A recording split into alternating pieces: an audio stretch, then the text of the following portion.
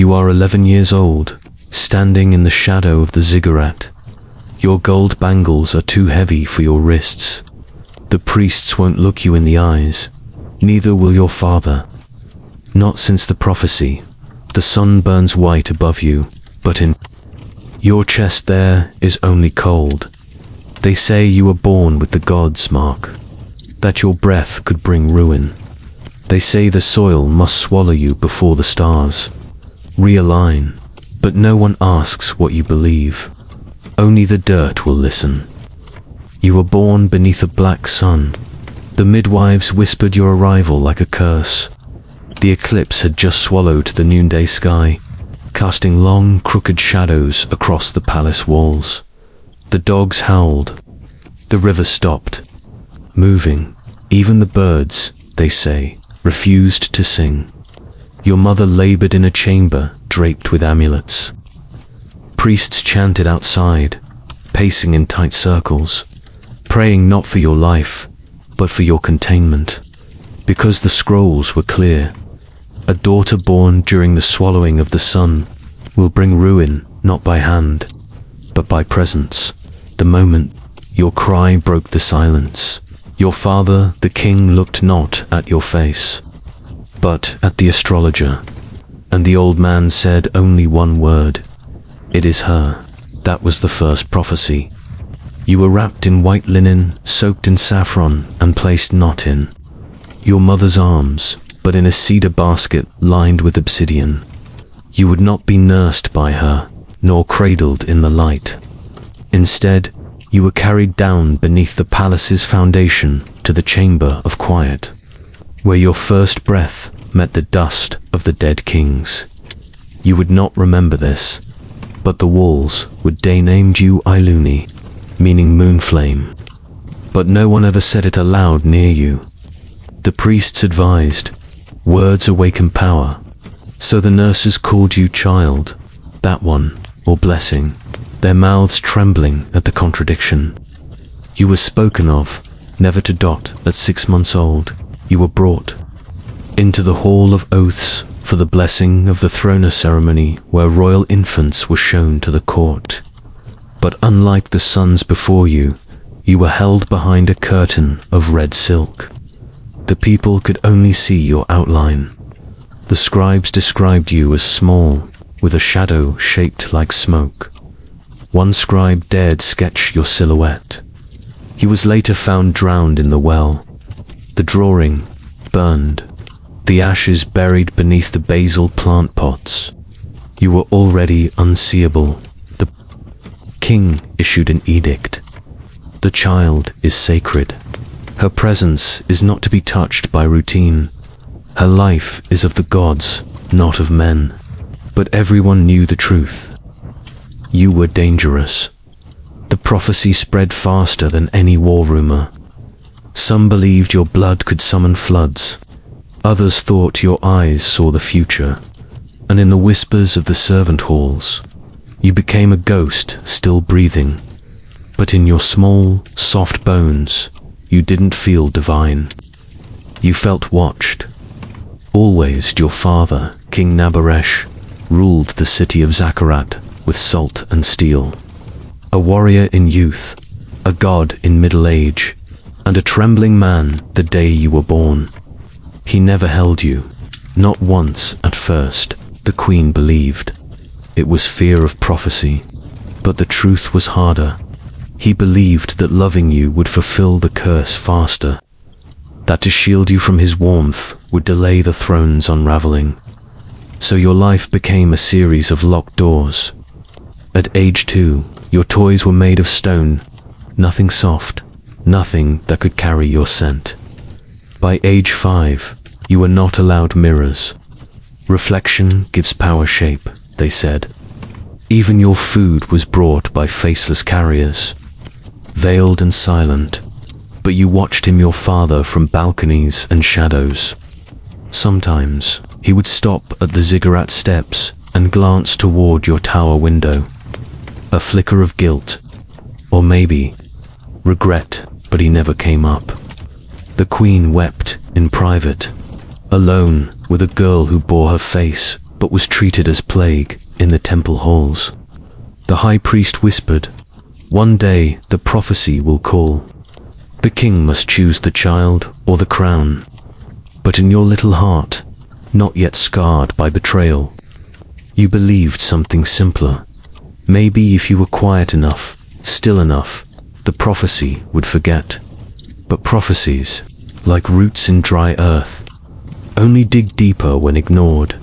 And beneath the palace floors, something had already begun to stir by the time you turned 6. The palace had already learned how to live around you. Hallways fell silent when you passed.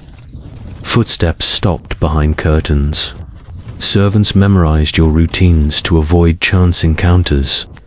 Even the cat's sacred omen in Zakarat began to vanish from your chambers. You were taught not to speak. Your tutor, a blind old scholar named Kadul, came once a week with scrolls and a long cane. He never raised his voice. He never asked questions. He only nodded at your eyes, as if the truth of you could be found in how long you held his gaze. One day, you whispered a word, just one: "Why?"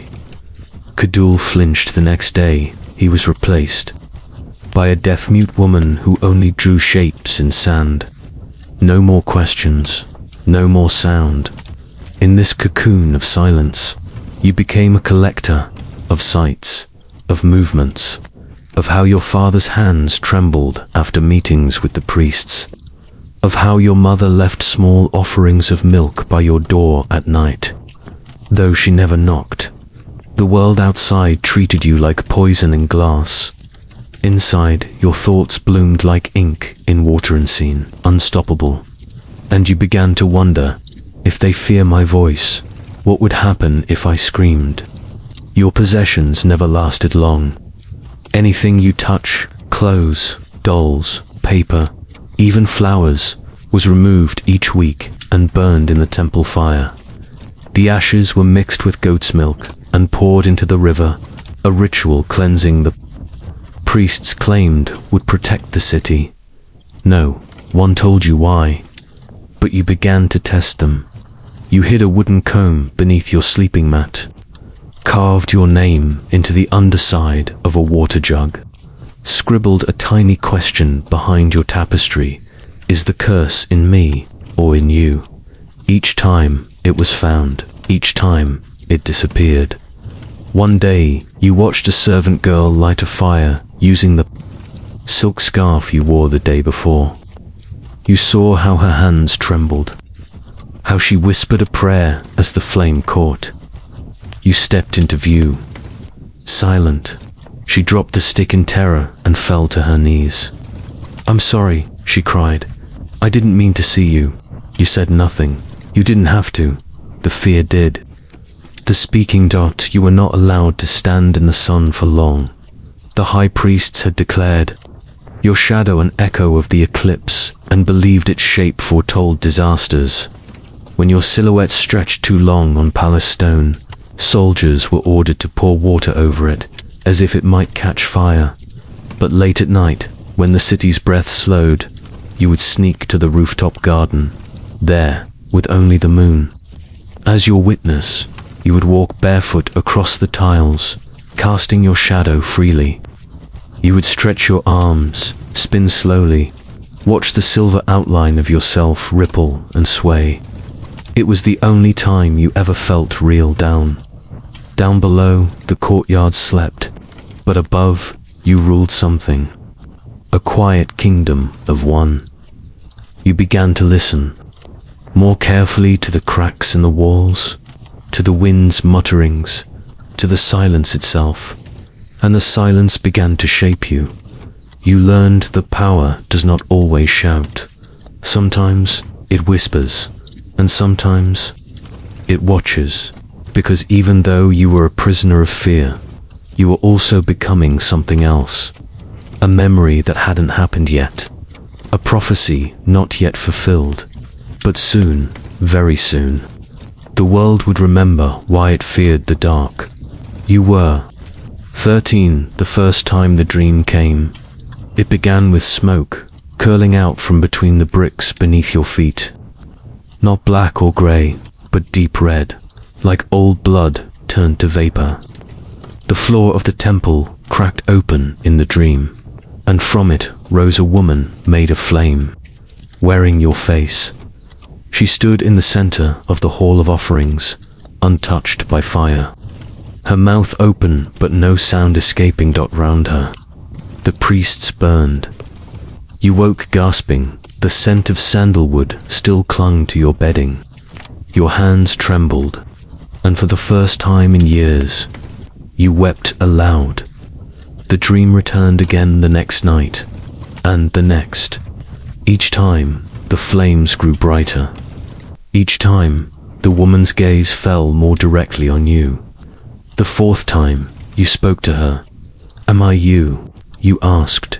She nodded, and the world around her collapsed into ash. The priests found out by morning your chambermaid had heard your crying through the stone walls and, trembling with loyalty and fear, told the high scribe. They came to your room before sunrise with incense and cold water, chanting purification rites. The eldest priest Maru placed both hands on your forehead and said, "Dreams are the back doors of demons." You were forbidden from sleep for 3 nights. Every hour, a new priest entered your room to chant. They burned cedar and smeared black salt across your door. You were given bitter herbs and instructed to keep your eyes open until the stars bled into morning. Still, the dream returned, but now only in fragments. A flash of flame, a red moon, a voice humming in a forgotten tongue. You began to sketch it in charcoal. Shapes, faces, a temple you had never seen, but somehow knew. One night, a frail voice broke the darkness. It belonged to Nama, the oldest, servant in the palace kitchens, her back bowed like a question mark, her skin like old parchment. She had cleaned floors since before your father was born. She said, "That is not a curse, child. That is a memory." You stared at her, afraid to believe. But Nama looked at your drawing again and said softly, "The fire beneath the temple is real." That night, you did not go to sleep. You waited until the guard changed at the tower's outer stair, barefoot and breathless. You crept through the corridors, clutching the scroll of your dream drawings beneath your robe. You passed the silent statues of the war gods. You passed the door to your father's council chamber, and finally, you reached the basement beneath the ziggurat. It was older than the rest of the palace, built from black stone and older languages. No torches were allowed down there, only oil lamps, and only carried by priests.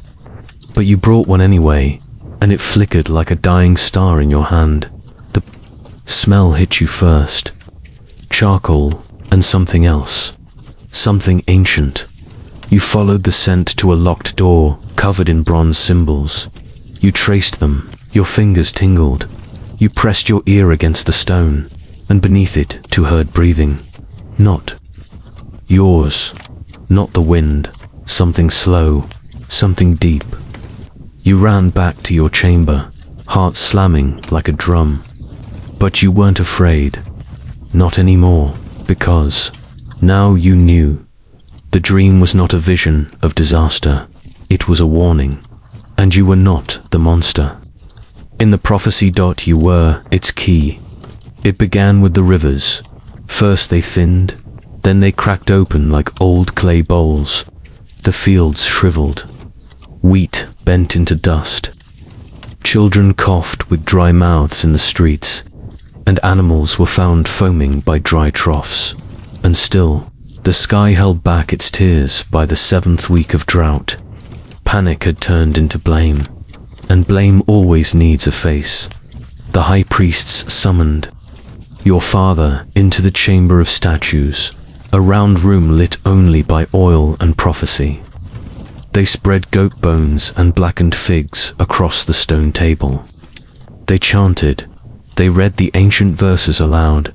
When the fire child walks the ziggurat, the land shall starve to feed her. Then they turned to your father. They did not accuse you by name. They didn't need to. Your shadow had become shorthand for catastrophe. The priests offered a path, a cleansing, a rite not practiced since the elder kingdoms, but necessary, they claimed. Sacred, bury the daughter, feed her to the soil, and the gods will weep again. Your father resisted. For 3 days he resisted. He walked the gardens with clenched fists. He refused the priests' meals. He ordered the city walls painted with prayers, desperate to find another answer. But the drought deepened, and in the heat-choked streets of Ziggurat, the whispers returned. It's her. The prophecy breathes through her lungs. If the king truly loves us, he will choose the land. On the 4th day, the Council of the Crescent Moon was convened. 21 men, robed, masked, bound by tradition older than law. You were not present, of course, but you would feel it in your bones, in the air. The world tilted, one by one. They raised their hands. First the priests, then the war generals, then the royal scribes, one of whom had once read you bedtime verses as a child. Only one hand stayed. Down your mother's brother, a quiet man, he said. This is not prophecy. This is fear eating its own tail. But he was outvoted that night. Your father was handed the decree, 7 lines long, 7 words that ended your childhood. The child shall return to the womb. He signed it at dawn. They say his hand trembled. They say the ink spilled across the page, like blood. They say he did not look at the seal. But all of that is just air. What matters is this. Your father chose the kingdom over you. He told no one, not even your mother. You discovered it not through word, but action, when your clothing was changed from soft linens to burial silks. When the maid who had dressed you since you were 3 could no longer meet your eyes. When the incense burned, not in spirals, but in straight, choking columns of white. They came to you not as killers, but as priests. They said it was an honor, that the land would remember your sacrifice, that the gods would cradle your breath and send rain. In return, you said nothing, because there were no words left for betrayal that deep, only silence and the dirt that waited for you. They did not bind your hands, not because they trusted you, but because in the old rites, the sacrifice must walk willingly. So you walked down 49 marble steps, barefoot, your feet bleeding from unseen stones. Incense choked the air. Drums pounded in rhythm with your pulse. The light above you dimmed with every step until even memory felt far away. The temple beneath the palace was not built for the living. It was for ancestors, gods, and secrets. At its center, a stone altar soaked in centuries of offerings. Around it stood the high priest, masked in gold and feathers, his hands black with ceremonial ash. 12 witnesses, council members, robed and silent, formed a circle. No one cried. No one dared. You wore a crown of thorned myrrh. Ash was smeared across your cheeks. Your burial silk dragged behind you like the skin of a forgotten beast. Still, you did not beg. You did not scream. You watched them the way the moon watches wolves, silent, cold, already distant. The high priest began the chant. The daughter of kings returns to soil. The root drinks her blood. The rain returns. His voice echoed.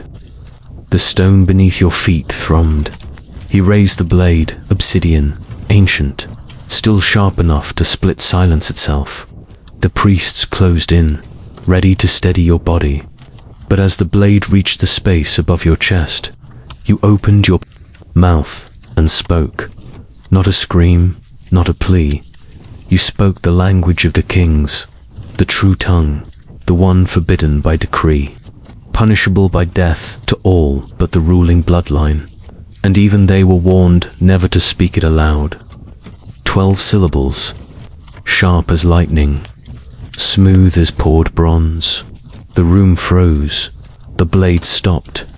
The high priest fell to his knees, not from fear, from recognition.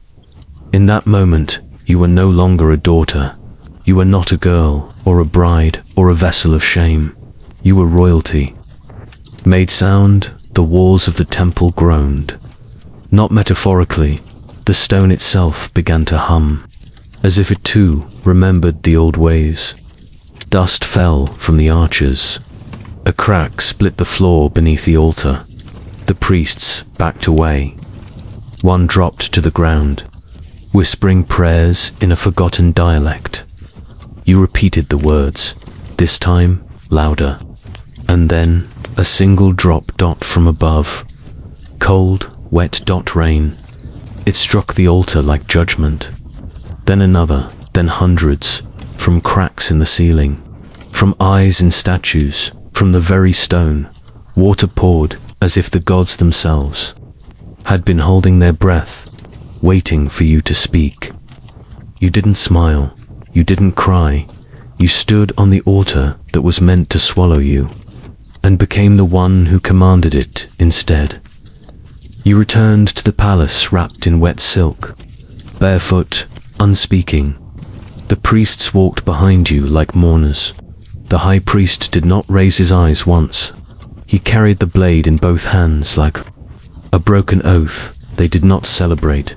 There were no drums, no chants, no blessings, because you were alive, and that terrified them more than your death ever could. The Queen Mother would not touch you. You were meant for sacrifice, she whispered. The gods will punish us all. Your father, the king, refused to meet your gaze. A voice that calls rain, he murmured. She is no longer of this house. Your name was stricken from the ancestral books that very night. Servants who once knelt before you now walked backward in your presence. Some spit behind your shadow by dawn. A decree was carved in obsidian, exile. Your bags were packed by silent hands. You were given a thin cloak, no horse, no escort, not even your name, just the title scrawled into the edict, the storm-tongued bastard. 3 days after your exile, the first child began to bleed from the eyes. The midwives said it was bad milk. The physicians blamed damp air. But by the 7th day, the temples were full of bodhis, men with swollen tongues, girls coughing feathers.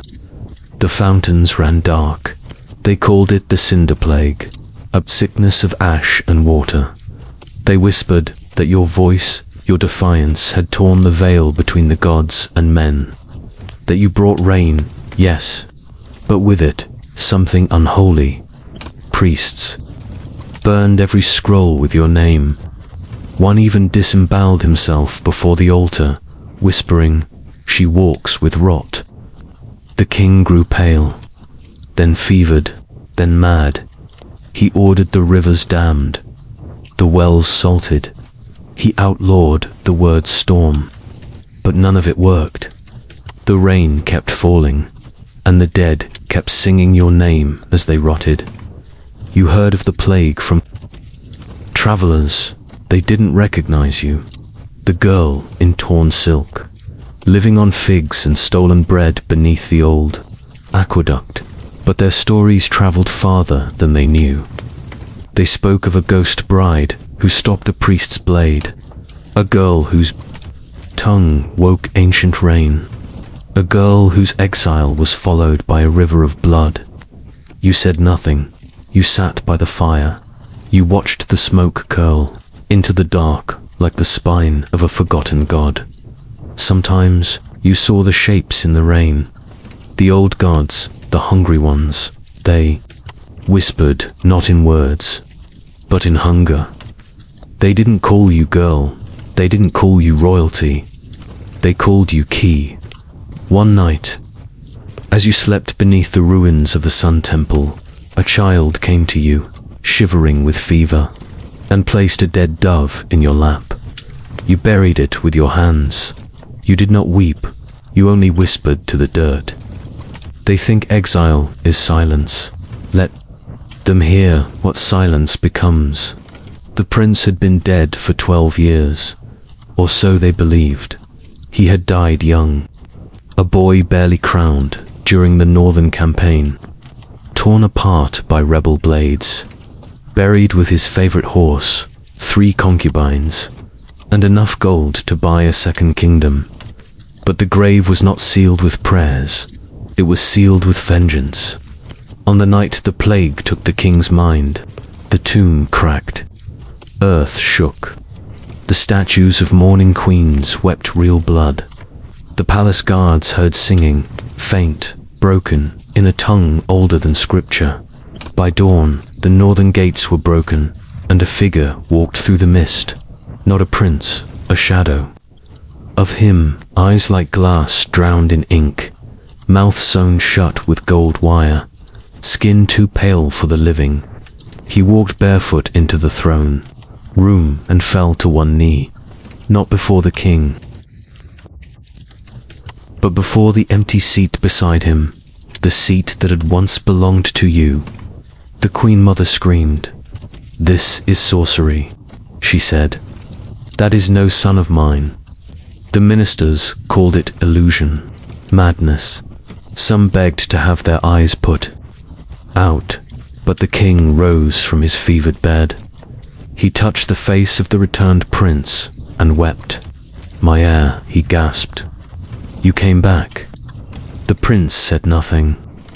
His jaw was still wired shut, but he turned his head slowly, deliberately, toward the rain-soaked window, toward the horizon where you had vanished. The king took it as a sign. "She must return," he said. "They are bound. Rain and sword, fire and bone." The Queen Mother slapped him. The prince did not flinch. That night, ravens flew in every direction. The royal decree was carved into every gate. "Find the storm-tongued bastard. Bring her home, dead or divine." You heard the news in whispers. A prince risen from the grave, a kingdom rotting under a weeping sky, your name spoken in blood. Again they came for you, riders in silver, lips cracked with plague, eyes hollow with hunger, but none could touch you. The rain turned their swords to rust. The old gods laughed at night. You dreamt of the prince, not as he was, but as he used to be, before death kissed him, before the war took his voice, before the crown broke his spine. You remembered the garden, the stolen fruit, the pact you made in childhood. If they break us, we find each other in the next life. He found you, but he was no longer looking for salvation. He was looking for fire, and the fire lived in you. The palace glowed with saffron and blood red. Silk, the kingdom's priests, declared it a day of divine unity. The risen prince would marry the outlaw queen. They said it would heal the land, bind the torn crown to the storm, undo the curse that left rivers dry and infants stillborn. But you knew better. The dress they gave you was not yours. The veil was stitched with thorns, and beneath the temple floor, you heard the chant of executioners, sharpening knives. This was no wedding. It was a burial in slow motion. The prince waited at the altar, eyes still stitched, mouth still sealed, but behind him you saw them. The Queen Mother, cloaked in grief. The Council of 12, lips pale with fear. The king, drooling into his own beard, whispering, "She must say yes. She must say yes." They thought you would break. They thought fire could be married in silence. But you were no longer the girl who cried in exile. You were the storm. The serpent, the second son, as the priest raised his hand to begin the rite. You stepped forward, but not toward the prince. You walked past him to the altar of the old gods, the one sealed behind curtains for 300 years. You tore the veil aside. There, in shadow, sat the broken idol of Nam, goddess of rebellion. Her crown of ash had not been touched since your grandmother's bones were scattered. You kneeled, not in submission, but in memory. Then you stood, spoke clearly, not in royal tongue, but in the forbidden dialect of the mountain witches. I do not marry the dead. I do not kneel to cowards. I do not wear the chains of men who fear the fire in my name. The torches blew out, the sky cracked open, and the prince, silent for days, began to bleed from his golden stitches. The queen, mother, screamed. The king collapsed. The priests scattered like ants beneath boiling water. But you stood still. A wind rose from the east, wild and screaming.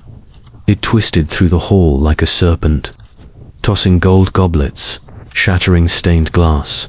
The prince fell to his knees, but not from pain, from recognition.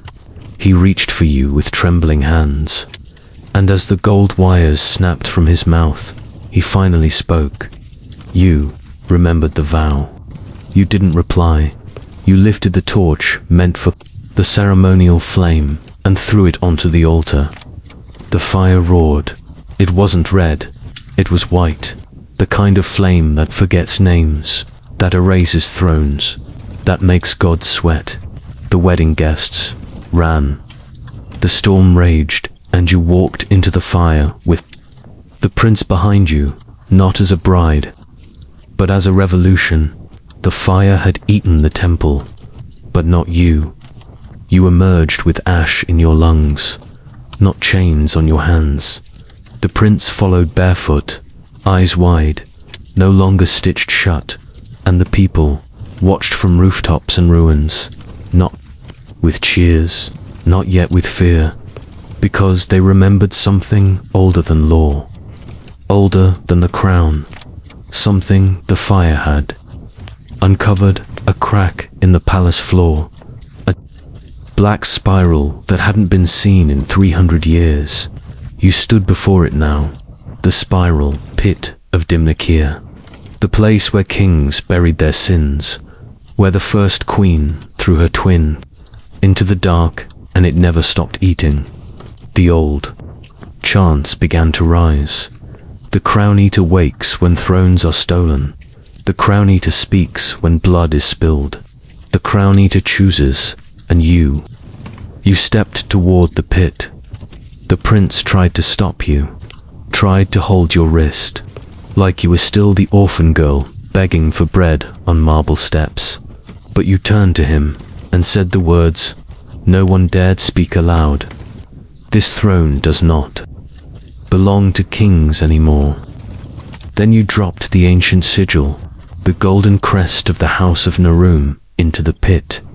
Silence then, a sound like teeth grinding stone, a wind that came up from the earth, and a voice, no mouth, no body, just presence who dares offer a broken crown. You didn't flinch, you answered it, the girl who broke it. It laughed, a laugh that rattled bones still buried in the city. Then it whispered, then come and claim what kings could not carry. Bring your fire, bloodborne, let the eater feast. And the ground opened. You fell or were pulled, down, down, through tunnels carved in bone. You saw faces in the rock, past rulers, traitors, martyrs, screaming silently. all marked with the same symbol burned into your back as a child, the symbol of the uncrowned. At the bottom was not a beast, not teeth or claws, but a mirror, one made of obsidian, rippling like water, reflecting not your face, but your future. You saw yourself, crowned in flame, surrounded by armies of shadow and ash, a sword of black, lightning in one hand. The prince beside you, not as husband, but as herald. Then the mirror cracked. A voice whispered again, "Only one may wear the eater's crown." You raised your hand, reached in, and pulled out a crown. Made of smoke, it hissed, it burned, and then it obeyed. You rose from the pit, not as heir, not as rebel, but as the one thing the royal bloodline never expected.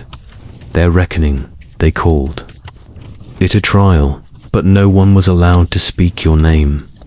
You stood in a marble room so old, even the walls whispered curses in dead languages.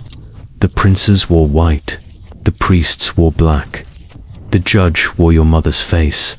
They'd carved it onto a mask, just to mock you. Around you, nobles watched from golden balconies, not for justice, but for entertainment, because no girl had ever stood here alone and lived, especially not one who defied the marriage order, especially not one who woke the crown, Eater especially not one who bent a prince to her will. You didn't tremble, you spoke first. If truth is treason, then your silence is a throne built on rot. The gasps echoed like applause, and from the shadows someone smiled. They brought out the prince. He was bound, mouth, gagged eyes, uncovered. He looked at you with no fear, only fire. The judge pointed to you, spoke words you knew were rehearsed. This girl bewitched the bloodline. She desecrated the marriage rite. She awakened the Eater to devour the house of Narum. She has crowned herself in shadows. Do you deny these crimes? You raised your voice loud enough to crack marble. I do not deny the storm. I am the storm. The room exploded, not with fury, with division. Half the nobles shouted for your death. Half stood and bowed, because they saw something in you they hadn't seen in generations, a ruler who didn't ask for permission. The judge stood, raised the ancient torch. The verdict was to be sealed in flame. Old law, if the fire consumed your name scroll completely, you'd be declared unfit to live. If the fire left even a corner unburned, the gods had spoken, you were innocent. They placed the scroll in the iron bowl, lit it. The flame curled fast, then slowed, then stopped. A single corner of parchment remained, untouched. The judge froze. The room did too, until the prince began to laugh. Then he said, clearly, she is the fire you tried to drown, but now she's learned to burn above water. You walked to the bowl, took the unburned corner, held it high, and said, the gods don't want me dead. They want me crowned. And no one dared stop you. You found him in the garden of Ashdod, alone, unbound, holding the mask they'd made of your mother's face. He turned as you approached, and for a moment, just a moment, he looked like a boy again. The one who read to you under torn banners, the one who chose you. But the silence between you now was different. He didn't bow, he didn't kneel. He simply asked, did you ever love me? Or just the war I helped you win? You didn't answer, because you didn't know. Or maybe, because love had become too tangled with power to recognize. He set the mask down, stepped closer, and whispered, there is one more trial. He led you. Beneath the palace, far beneath, through tunnels carved when kings still feared the dark. There, a door waited, carved not of wood or stone, but of bone. He placed your hand on it. Only a true heir can open it. You felt something stir in your veins, in your bones. In your blood, the door opened. Inside, a throne of black glass, a crown that pulsed like a heartbeat, and a scroll sealed in your mother's ring. You turned to him, but he wouldn't meet your eyes. Instead, he confessed. They told me to betray you, I agreed, but only to lead you here first. Your hands trembled. So this is what love means to you. He looked broken, and then said something you didn't expect. No, this is what hope means to me. You broke the seal, unrolled the scroll, and there it was, your mother's final command.